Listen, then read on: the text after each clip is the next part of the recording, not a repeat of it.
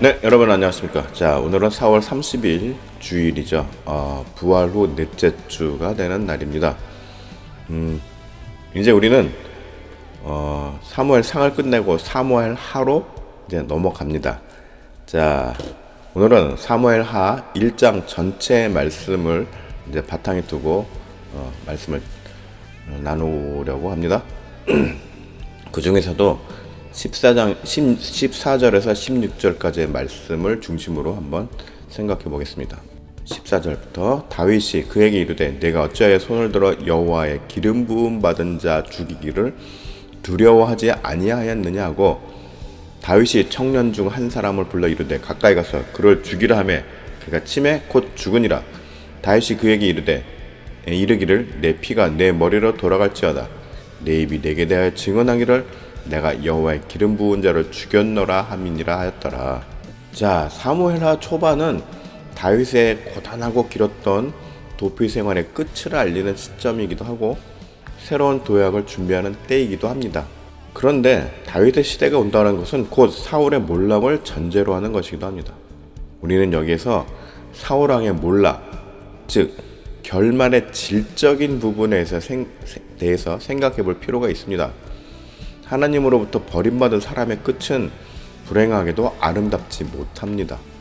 본인은 아무리 제대로 바로 잡아보려 애쓰지만 결국 돌아가는 상황은 어려워지고 감당할 수 없는 지경으로 몰려가게 된다는 말입니다. 자, 블레셋에 의해서 사울 왕가는 종말을 구하게 되죠. 그리고 자칫 블레셋이라는 망명지의 늪에 빠져 들어갈 수 있었던 다윗은 그 늪에서 빠져나와 새로운 도약을 위한 발판을 마련하게 됩니다. 자, 14절 말씀 한번 보겠습니다. 다윗이 그에게 이르되 내가 어찌하여 손을 들어 여호와의 기름 부음 받은 자 죽이를 두려워하지 아니하였느냐고. 자, 다윗은 사울에게 그토록 죽음의 위험을 받으면서 쫓겨다녔죠. 오랜 세월을 쫓겨다녔습니다. 그러나 그 와중에서도 단 한 번도 사울을 미워하거나 살 의의를 가지지 않았습니다. 살 의의가 뭐죠? 네, 죽이고자 하는 의지죠. 여러분들도 잘 아시다시피 오히려 사울을 죽일 수 있는 몇 번의 결정적인 기회에서도 하나님의 기름 부음 받은 사람을 죽일 수 없다라면서 자리를 피하기만 하였습니다. 그랬던 다윗은 이제 사울이 죽었다는 소식을 듣게 되었습니다. 그런데 사울왕이 정상적인 전투 중에 전사한 것이 아니라 폐색에 짙은 전투에서 적군에게 치욕스럽게 죽느니 자결을 선택한 겁니다. 자, 사무엘상 31장 3절에서 4절을 보면은 사울이 패전함에 활 쏘는 자가 따라잡으니 그들이 그 활 쏘는 자에게 중상을 입은지라 그가 무기를 든 자에게 이르되 내 칼을 빼어 그것으로 나를 찌르라.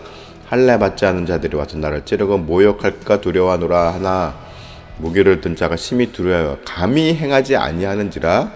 이에 사울이 자기 칼을 뽑아서 그 위에 엎드러지매.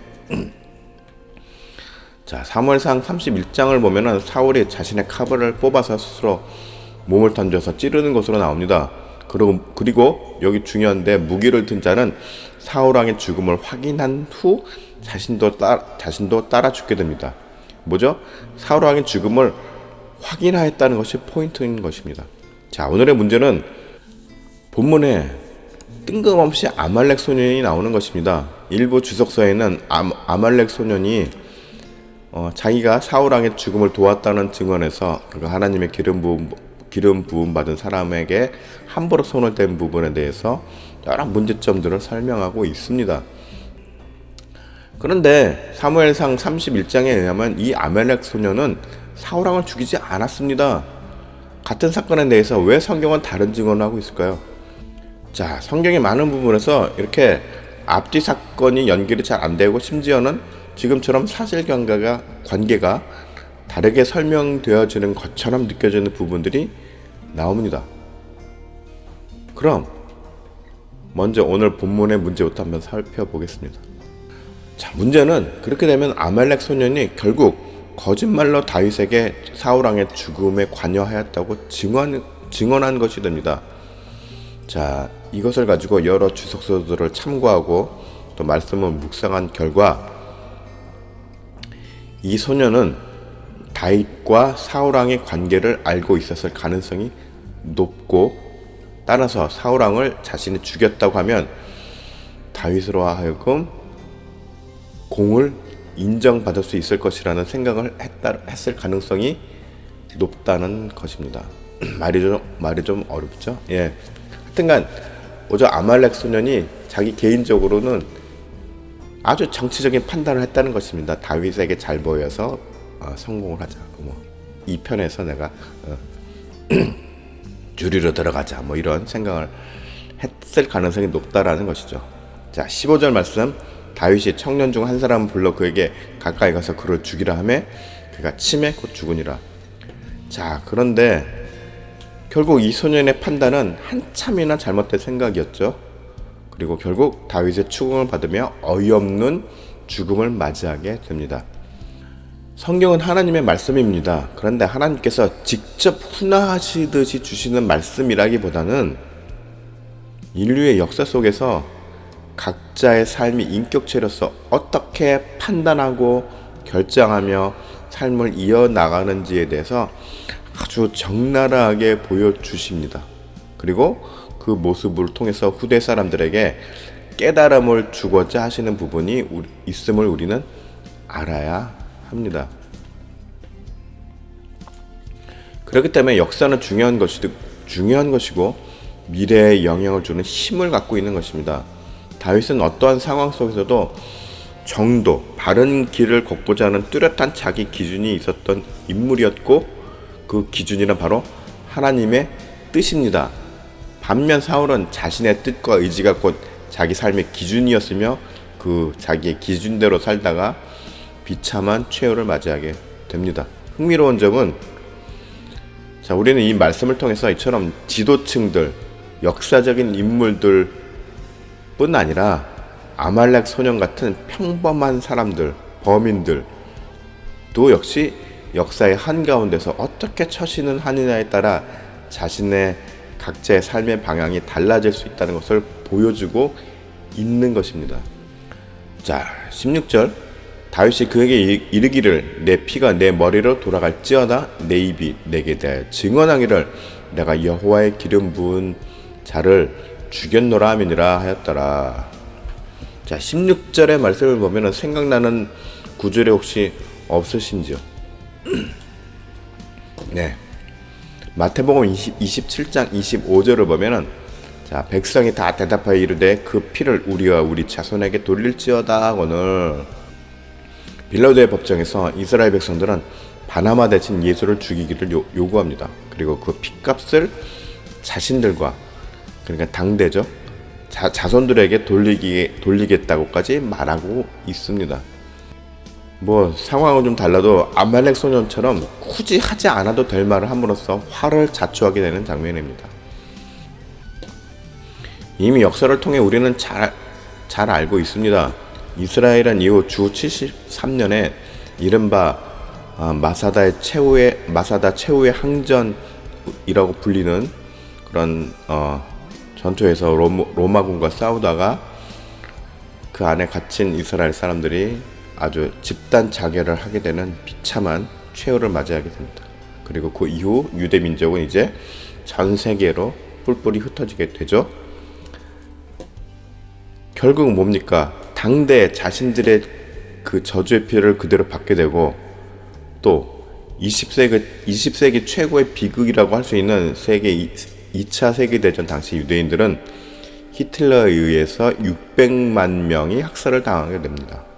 자, 말이 600만 명이지 자, 60만 명도 큰데 600만 명이면은 웬만한 세계적인 대도시 인구입니다. 그렇죠? 정말 이 히틀러라는 사람은 자신이 인간으로서 생각했다면 이렇게까지 하지 못했을 것입니다. 예, 그냥 확 악령이 저는 씌었다고 봅니다. 네. 그러지 않고서는 이러한 어마어마한 일을 저지를 수가 없는 것이죠. 그리고 당시 나치에 부역했던 모든 그 독일 사람들, 나치 독일인들, 예, 다 씌운 거죠, 뭔가에. 그렇지 않고서는 이렇게 600만 명이나 되는 사람을 죽일 수는 없을 것입니다. 그야말로 뭐죠? 예, 유대민족이 자신들이 입으로 내뱉은 그 자기 후손들에게까지 저주를 내뱉은 그것이 그대로 핏값이 그냥 이루어진 거 아니겠습니까? 자, 오늘 본문의 내용을 통해서 우리는 자신의 의지대로 살다가 결국 비참한 최후로 자기 결정에 책임을 지고 간 사울왕을 볼 수 있습니다. 또 반면에 명분과 도를 지키며 끝까지 인내하고 견디다가 더욱더 성장해가는 다윗을 우리는 또 바라보게 됩니다. 그리고 그 와중에 근시안적인 그 이익에 몰입해서 사실을 왜곡하다가 결국 스스로를 죽음으로 내몬 아말렉 소년의 모습을 우리는 보게 됩니다. 자, 여러분들은 어떠한 삶을 살기를 원하십니까? 두 번째, 다윗의 삶이 가장 멋있어 보여서 네. 자, 다윗의 삶이 정답입니다. 하지만 쉽지가 않죠. 다윗의 지나온 그 과정들을 보면은 우리가 다윗이 참 쉽지 않게 어렵게 살아왔음을 우리는 발견할 수 있죠. 그리고 우리들 역시 하나님의 뜻대로 살려고 하면은 그런 삶을 갈 수밖에 없는 것입니다.